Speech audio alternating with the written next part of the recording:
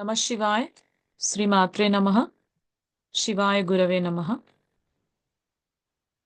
So the Kumaraswamy or Subramanya Stotra that we are going to recite for 6 times has to be done continuously on all Tuesdays and on all days when Pushyami Nakshatra is falling, and also all Shashti Tithi days for a period of 1 year, to get rid of all serpent energy related issues like Nagadosha,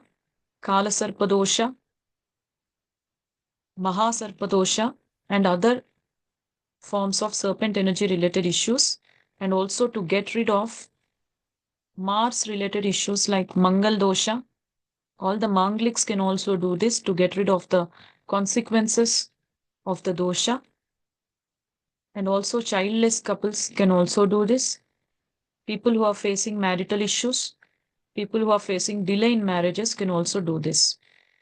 Also, to attract the most compatible soulmate. Also, for that purpose, this can be done.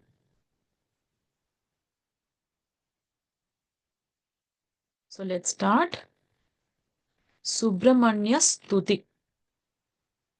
गाङ्गेयं वह्निगर्भं शरवणजनितं ज्ञानशक्तिं कुमारं ब्रह्मण्यं स्कन्ददेवं गुहममलगुणं रुद्रतेजस्वरूपं सेनान्यं तारकघ्नं गुरुमचलमतिं कार्तिकेयं षडास्यम् Subrahmanyam मयूरध्वजरथ sahitam devadevam namami. Bow down to Lord Subramanya in front of you. Visualize Subramanya in front of you.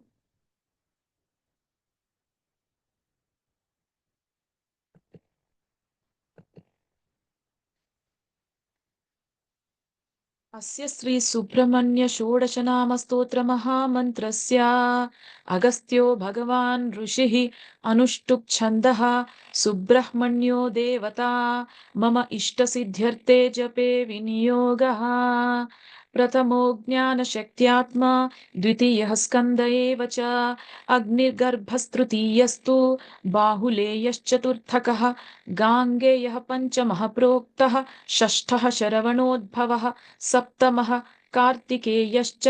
कुमारश्चाष्टमस्तथा नवमः षण्मुखः प्रोक्तः तारकारिः स्मृतो दश एकादशश्च सेनानीः गुहो द्वादश एव च त्रयोदशो ब्रह्मचारी शिवतेजश्चतुर्दशः क्रौञ्चधारी पञ्चदशः षोडशः शिखिवाहनः षोडशैतानि नामानि यो जपेद्भक्तिसंयुतः बृहस्पतिसमो बुद्ध्या तेजसा ब्रह्मणः समः कवित्वे च महाशस्त्रे जयार्थी लभते जयम् कन्यार्थी लभते कन्यां जनार्धी ज्ञानार्थी ज्ञानमाप्नुयात् अस्य श्री सुब्रह्मण्य षोडश नाम स्तोत्र महामन्त्रस्य अगस्त्यो भगवान् ऋषिः अनुष्टुप् छन्दः सुब्रह्मण्यो देवता मम इष्टसिद्ध्यर्थे जपे विनियोगः प्रथमो ज्ञानशक्त्यात्मा द्वितीयः स्कन्द एव च अग्निगर्भस्तृतीयस्तु बाहुलेयश्चतुर्थकः गाङ्गेयः पञ्चमः प्रोक्तः षष्ठः शरवणोद्भवः सप्तमः कार्तिकेयश्च कुमारश्चाष्टमस्तथा नवमः षण्मुखः प्रोक्तः तारकारिः स्मृतो दश एकादशश्च सेनानीः गुहो द्वादश एव च त्रयोदशो ब्रह्मचारी शिवतेजश्चतुर्दशः क्रौञ्चधारी पञ्चदशः षोडशः शिखिवाहनः षोडशैतानि नामानि यो जपेद्भक्तिसंयुतः बृहस्पतिसमो बुद्ध्या तेजसा ब्रह्मणः समः कवित्वे च महाशस्त्रे जयार्थी लभते जयम् कन्यार्थी लभते कन्यां ज्ञानार्थी ज्ञानमाप्नुयात् अस्य श्री सुब्रह्मण्य षोडश नाम स्तोत्र महामन्त्रस्य अगस्त्यो भगवान् ऋषिः अनुष्टुप् छन्दः सुब्रह्मण्यो देवता मम इष्टसिद्ध्यर्थे जपे विनियोगः प्रथमो ज्ञानशक्त्यात्मा द्वितीयः स्कन्द एव च अग्निगर्भस्तृतीयस्तु बाहुलेयश्चतुर्थकः गाङ्गेयः पञ्चमः प्रोक्तः षष्ठः शरवणोद्भवः सप्तमः कार्तिकेयश्च कुमारश्चाष्टमस्तथा नवमः षण्मुखः प्रोक्तः तारकारिः स्मृतो दश एकादशश्च सेनानीः गुहो द्वादश एव च त्रयोदशो ब्रह्मचारी शिवतेजश्चतुर्दशः क्रौञ्चदारी पञ्चदशः षोडशः शिखिवाहनः षोडशैतानि नामानि यो जपेत् भक्तिसंयुतः बृहस्पतिसमो बुद्ध्या तेजसा ब्रह्मणः समः कवित्वे च महाशस्त्रे जयार्थी लभते जयम् कन्यार्थी लभते कन्याम् ज्ञानार्थी ज्ञानमाप्नुयात् अस्य श्री सुब्रह्मण्य षोडशनाम स्तोत्र महामन्त्रस्य अगस्त्यो भगवान् ऋषिः अनुष्टुप् छन्दः सुब्रह्मण्यो देवता ममेष्ट सिद्ध्यर्थे जपे विनियोगः प्रथमो ज्ञानशक्त्यात्मा द्वितीयः स्कन्द एव च अग्निगर्भस्तृतीयस्तु बाहुलेयश्चतुर्थकः गाङ्गेयः पञ्चमः प्रोक्तः षष्ठः शरवणोद्भवः सप्तमः कार्तिकेयश्च कुमारश्चाष्टमस्तथा नवमः षण्मुखः प्रोक्तः तारकारिः स्मृतो दश एकादशश्च सेनानीः गुहो द्वादश एव च त्रयोदशो ब्रह्मचारी शिवतेजश्चतुर्दशः क्रौञ्चदारी पञ्चदशः षोडशः शिखिवाहनः षोडशैतानि नामानि यो जपेत् भक्तिसंयुतः बृहस्पतिसमो बुद्ध्या तेजसा ब्रह्मणः समः कवित्वे च महाशस्त्रे जयार्थी लभते जयम् कन्यार्थी लभते कन्याम् ज्ञानार्थी ज्ञानमाप्नुयात् अस्य श्री सुब्रह्मण्यो षोडशनाम स्तोत्र महामन्त्रस्य अगस्त्यो भगवान् ऋषिः अनुष्टुप् छन्दः सुब्रह्मण्यो देवता ममेष्ट सिद्ध्यर्थे जपे विनियोगः प्रथमो ज्ञानशक्त्यात्मा द्वितीयः स्कन्द एव च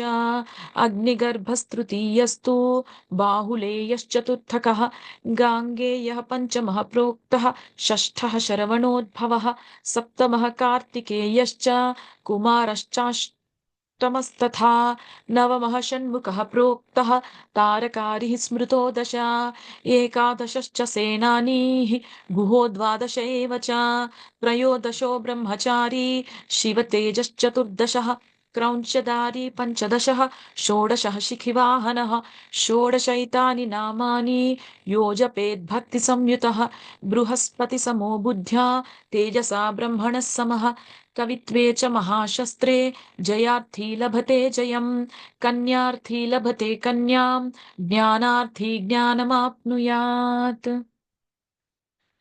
अस्य श्री सुब्रह्मण्य षोडशनाम स्तोत्र महामन्त्रस्य अगस्त्यो भगवान् ऋषिः अनुष्टुप् छन्दः सुब्रह्मण्यो देवता ममेष्ट सिद्ध्यर्थे जपे विनियोगः प्रथमो ज्ञानशक्त्यात्मा द्वितीयः स्कन्द एव च अग्निगर्भस्तृतीयस्तु बाहुलेयश्चतुर्थकः गाङ्गेयः पञ्चमः प्रोक्तः षष्ठः शरवणोद्भवः सप्तमः कार्तिकेयश्च कुमारश्चाष्टमस्तथा नवमः षण्मुखः प्रोक्तः तारकारिः स्मृतो दश एकादशश्च सेनानीः गुहो द्वादश एव च त्रयोदशो ब्रह्मचारी शिवतेजश्चतुर्दशः क्रौञ्चदारी पञ्चदशः षोडशः शिखिवाहनः षोडशैतानि नामानि यो जपेत् भक्तिसंयुतः बृहस्पतिसमो बुद्ध्या तेजसा ब्रह्मणः समः कवित्वे च महाशस्त्रे जयार्थी लभते जयम् कन्यार्थी लभते कन्याम् ज्ञानार्थी ज्ञानमाप्नुयात् ॐ शं शरवणभवाय नमः ॐ शं शरवणभवाय नमः ॐ शं शरवणभवाय नमः ॐ शं शरवणभवाय नमः ॐ शं शरवणभवाय नमः ॐ शं शरवणभवाय नमः नमः शिवाय श्रीमात्रे नमः